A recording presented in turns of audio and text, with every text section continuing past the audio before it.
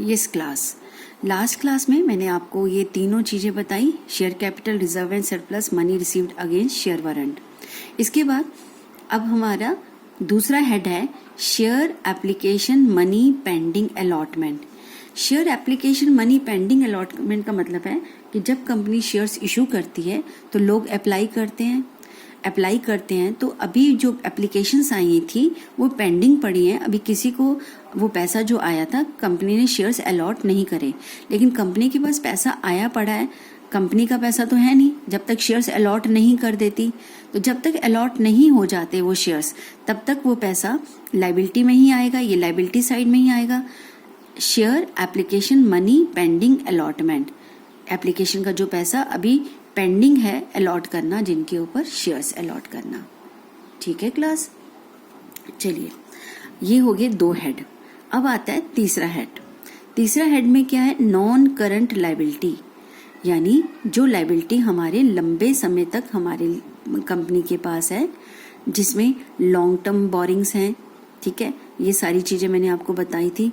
लेकिन non current liability और current liability को समझने से पहले बेटा हमें एक कंसेप्ट समझना पड़ता है, जिसका है कंसेप्ट ऑपरेटिंग साइकिल। तो सबसे पहले इस टॉपिक को समझाने से पहले मैं आपके साथ एक कंसेप्ट ऑपरेटिंग साइकिल का डिस्कस करती हूँ।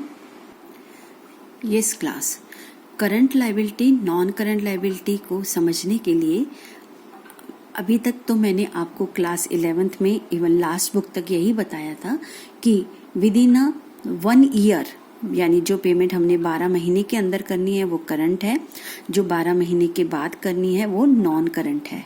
ठीक है, ये कंसेप्ट आपको एक अभी तक पता था और अभी मैंने यही बताया था। लेकिन अब एक कंसेप्ट धीरे धीरे जब आप एडवांस स्टडी करते हैं तो जब हमारे अकाउंट्स रिवाइज होते हैं उसके अंदर एक कंसेप्ट और आया जो कि है ऑपरेटिंग साइकिल पीरियड। इसको पहले हम अपनी तरीके से समझते हैं क्लास। सबसे पहले ओसी मतलब ऑपरेटिंग साइकिल क्या चीज़ है।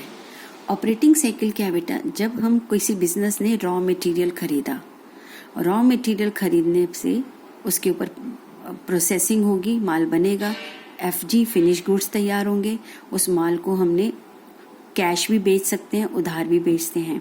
अगर हमने कैश बेचा तो इमीडिएटली कैश आ जाएगा हमारे पास। ठीक है, और अगर हमने उधार बेचा तो उधार 3 महीने बाद, 4 महीने बाद, जो भी हमारा एग्रीमेंट हुआ है उसके टाइम के बाद आएगा कैश। ठीक है, फिर इस कैश से हम दोबारा रॉ मटेरियल खरीदेंगे, फिर माल बनाएंगे, फिर बेचेंगे, फिर कैश आएगा। तो इस एक प्रोसेस को पूरा होने में जितना टाइम लगता है उसे हम ऑपरेटिंग साइकिल कहते हैं।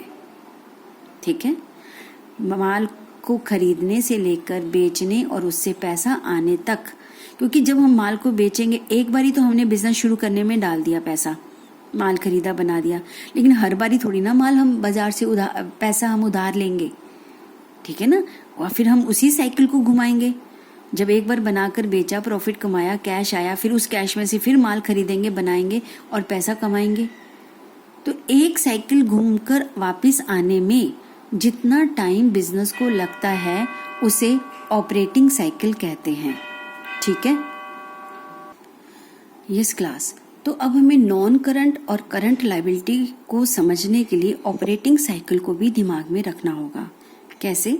सपोज मैंने एक एग्जांपल लेते हैं, ऑपरेटिंग साइकिल है, ठीक है, और इधर मैंने लिखा 12 मंथ्स, क्योंकि आपको पता है कि करंट और नॉन करंट को बाइफरकेट करने के लिए हम 12 मंथ्स का पीरियड लेते हैं या 1 ईयर का लेते हैं। अब इसके साथ साथ हमें ऑपरेटिंग साइकिल को भी कंपेयर करना पड़ेगा।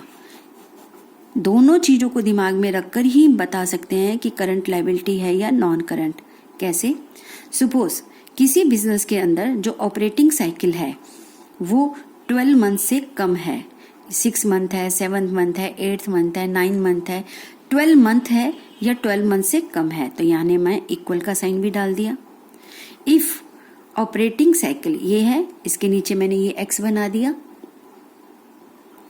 Is less than 12 months, 12 month से कम है, तो करंट लायबिलिटी के लिए आप क्या कंसीडर करोगे?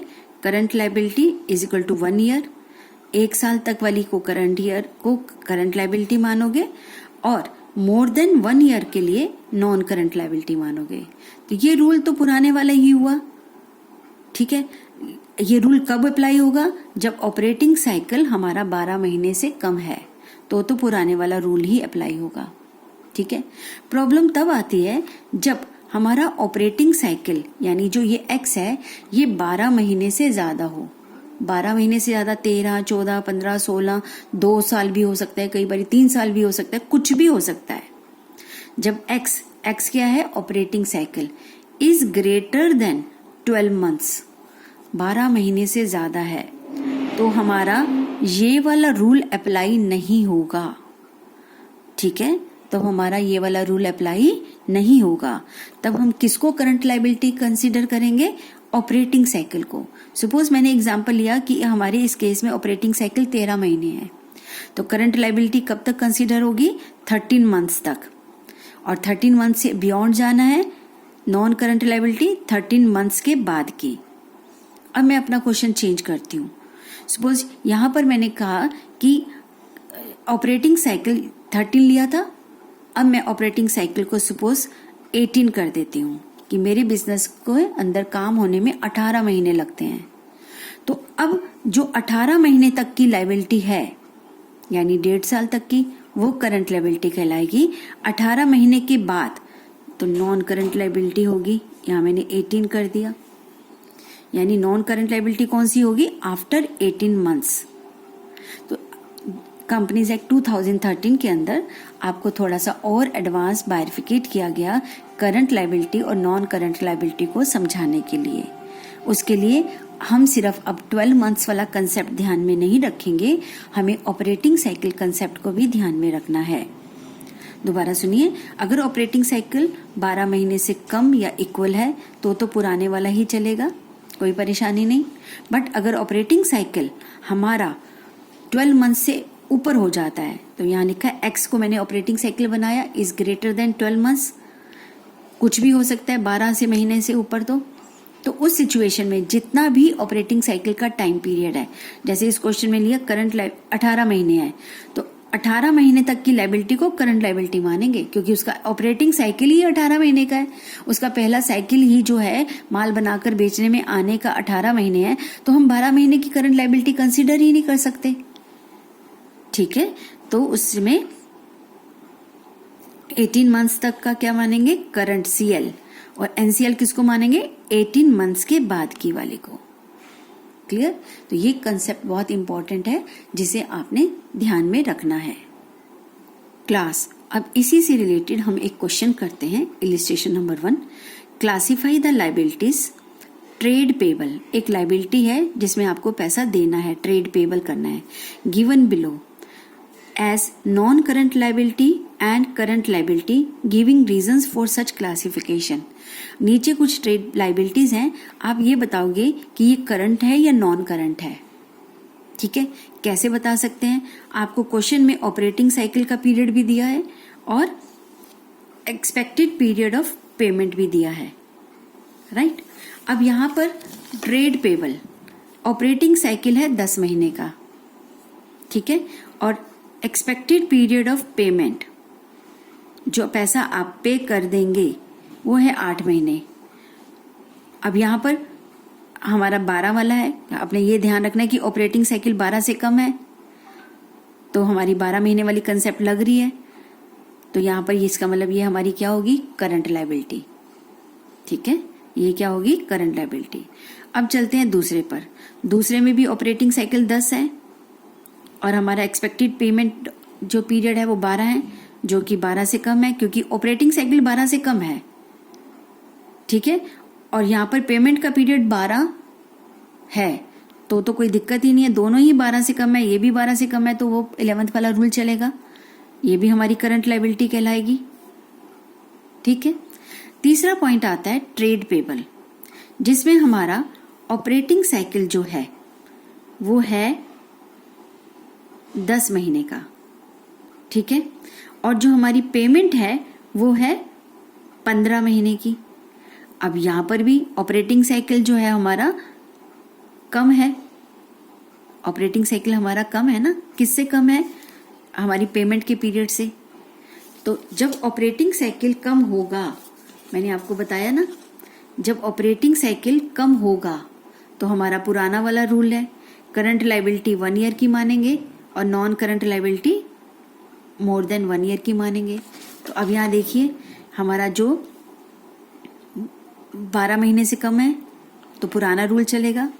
ऑपरेटिंग साइकिल को बेस मान लो आप, ऑपरेटिंग साइकिल अगर 12 महीने से कम है तो पुराना रूल है। पुराने रूल के हिसाब से यहाँ 15 महीने आ रहे हैं पेमेंट के, तो 15 महीने तो 1 साल से ज्यादा होते हैं, तो इसका मतलब ये जो हाईलाइट पार्ट मैंने किया है ये नॉन करंट लायबिलिटी है।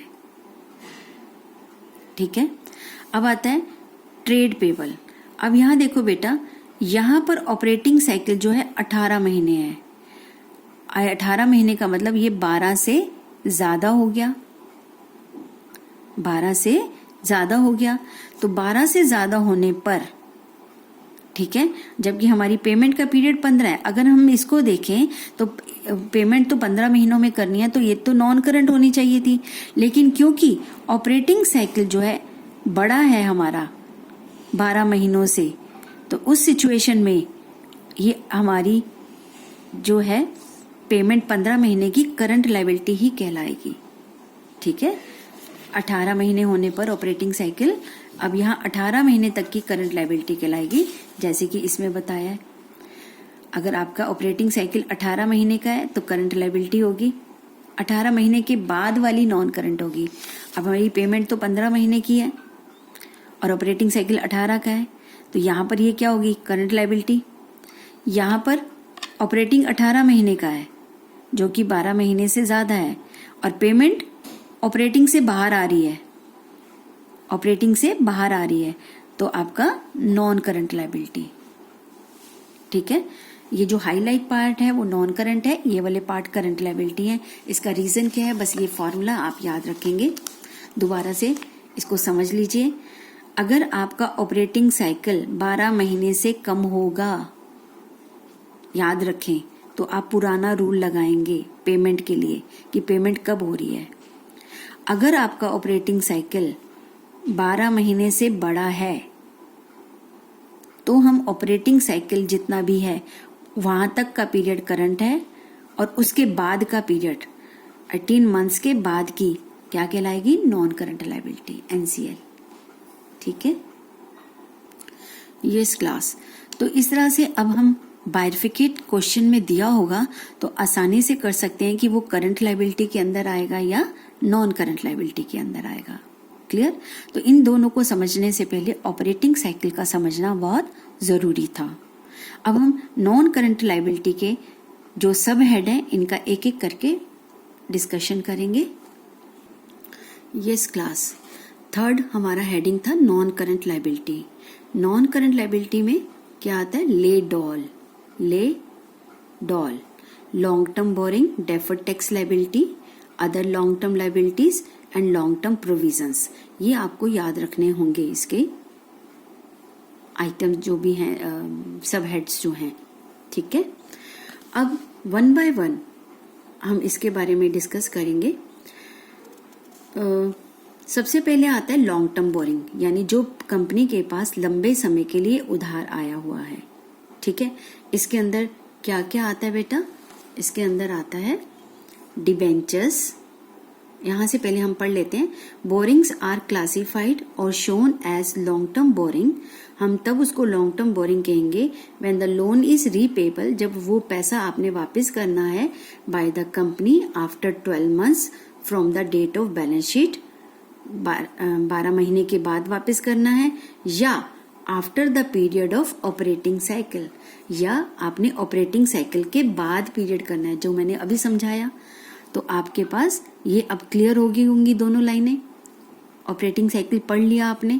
जब कोई पेमेंट 12 महीने के बाद वापस करनी है या ऑपरेटिंग साइकिल के बाद वापस करनी होती है, उसे हम लॉन्ग टर्म बोरिंग कहते हैं, जिसमें डिबेंचर्स, बॉन्ड्स, या पहले से जानते हैं टर्म लोन। अगर हमने टर्म लोन लिया है किन्हीं शर्तों के अधीन बैंक से या किसी अदर पार्टी से, तो आप टाइम पीरियड चेक करेंगे। अगर वो मोर देन 12 मंथ्स या आफ्टर द ऑपरेटिंग साइकिल है। पब्लिक डिपॉजिट, पब्लिक डिपॉजिट याद रखेंगे, ये भी लॉन्ग टर्म बोरिंग होती है, ठीक है।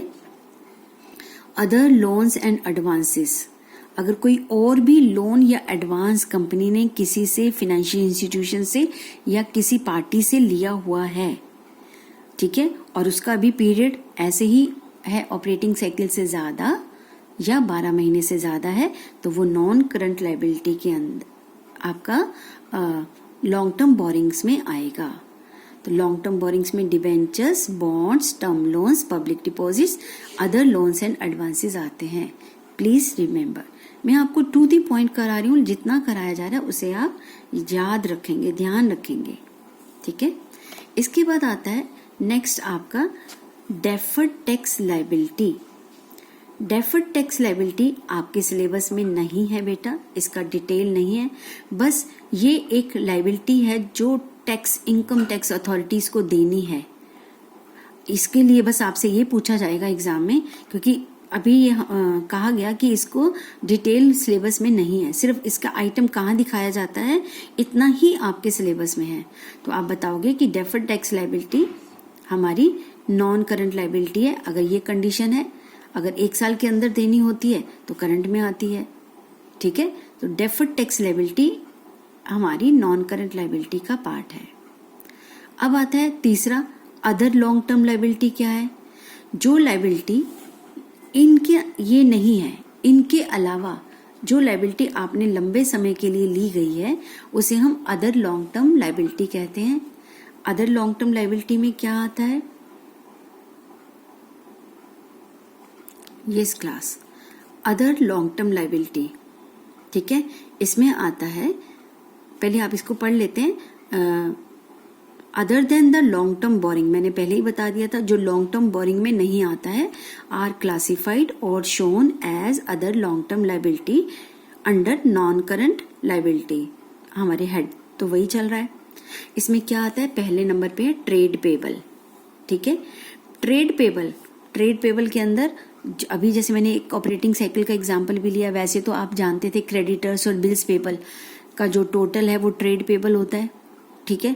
तो अगर क्रेडिटर्स और बिल्स पेबल को अभी तक आप करंट लायबिलिटी मानते आ रहे थे, अब कंपनीज एक्ट 2013 में कहा गया कि आप देखेंगे कि जो क्रेडिटर्स या बिल्स पेबल जिनको हम ट्रेड पेबल के नाम से जानते हैं, अगर उनकी पेमेंट बियॉन्ड 12 मंथ्स और अगर ऑपरेटिंग साइकिल के बियॉन्ड है तो वो नॉन करंट है, इसलिए वो अदर लॉन्ग टर्म लायबिलिटी में आएगी, ठीक है। वो कंडीशन ध्यान रखनी है आपको। Trade payables include both sundry creditors and bills payable, ठीक है। Others, if they are payable after 12 months from the date of balance sheet, या तो उनका पैसा बैलेंस शीट के 12 महीने के बाद है और after the period of operating cycle, ठीक है, तो वो लॉन्ग टर्म कहलाएंगे। और अगर वो 12 महीने के अंदर है यही ट्रेड पेबल, तो वो शॉर्ट टर्म कहलाते हैं, जो आगे हम पढ़ेंगे। Trade payables if agreed to be settled after 12 months from the date of balance sheet और after the period of operating cycle are classified और shown as other long term liability under non current liability. For example, if goods are purchased to be paid after 24 months or the date of balance sheet and the period of operating cycle is 18 months, operating cycle 18 months था, तो ये 18 months के बाद है, 12 महीने के बाद है, दोनों बातें पूरी हो रही हैं, तो it will be shown as other long term liabilities. तो ये लॉन्ग टर्म लायबिलिटीज में ही दिखाया जाएगा, ठीक है। तो सबसे पहले आता है ट्रेड पेबल, प्लीज रिमेंबर ये अदर लॉन्ग टर्म लायबिलिटी है। दूसरा, premium payable on redemption of debenture, मैंने आपको इश्यू ऑफ डिबेंचर में एक केस कराया था ना, when debentures are redeemed at premium, फिर जितना प्रीमियम उसको वापसी के टाइम देना है उसको मैंने क्रेडिट कराया था, राइट। मैंने बोला था बेटा ये लायबिलिटी है। सपोज अगर वो डिबेंचर्स का पैसा आपने लंबे समय के बाद देना है, 5 साल 6 साल बाद आफ्टर ऑपरेटिंग साइकिल देना है, तो यही प्रीमियम पेड ऑन रिडम्पशन क्या कहलाएगा? Long term liability. लेकिन अगर विद इन 1 मंथ होगा तो यही premium payable on redemption of debenture क्या कहलाएगा, अदर करंट लाइबिलिटी। ठीक है, premium payable on redemption of debenture if debentures are shown as long term borrowing. अगर वो डिबेंचर अभी आप लॉन्ग टर्म बोरिंग दिखा रहे हैं, यानी कुछ सालों के बाद कर रहे हैं, तो उसका प्रीमियम भी लॉन्ग टर्म में ही आएगा। Premium payable on redemption of preference shares if preference shares are redeemable after 12 months of the date of balance sheet और after the period of operating cycle. ठीक है, तो वही बात है बेटा, अदर लॉन्ग टर्म लाइबिलिटी के अंदर बाकी की सारी चीजें आती हैं जो लॉन्ग टर्म बोरिंग में नहीं आती है, लेकिन आपको बस ध्यान ये रखना है कि उसका ऑपरेटिंग साइकिल और 12 मंथ्स, जिसमें मेन ट्रेड पेबल आ गया और premium payable on redemption of debenture. जिन डिबेंचर्स को आपने within a year redeem करना है तो उसका प्रीमियम भी नॉन करंट नहीं रहेगा, लॉन्ग टर्म नहीं रहेगा, शॉर्ट टर्म हो जाएगा। तो इस चीज को, क्वेश्चन को ध्यान से पढ़ना, ये नहीं कि प्रीमियम लिखा है तो ये यहाँ आएगा, उसको पीरियड भी ध्यान रखना, कितने पीरियड बाद नेक्स्ट ईयर वापस करना है, 2 साल बाद करना है, कब करना है। ठीक है, तो ये था हमारा अदर लॉन्ग टर्म लाइबिलिटीज का, trade payable and premium payable on redemption of debenture हो गया या premium paid on preference shares हो गया। यस क्लास, तो हमारा नॉन करंट लाइबिलिटी में लॉन्ग टर्म बोरिंग हो गया। डेफर्ड टैक्स लाइबिलिटी, ये हमारी टैक्स की जो लाइबिलिटी है उसको दिखाता है, इसका कोई डिटेल नहीं है। अदर लॉन्ग टर्म लाइबिलिटी मैंने अभी आपके साथ डिस्कस किया। अदर लॉन्ग टर्म लाइबिलिटी में trade payable, premium payable on redemption of debenture, premium payable on redemption of preference share आ गया, और इसका लास्ट आया long term provision. Long term provision में क्या आता है वो डिस्कस करेंगे। Long term provision, provision is the amount set aside, provision वह अमाउंट है जो हमने अलग रखा है to meet future liability, future में होने वाली किसी लाइबिलिटी के लिए।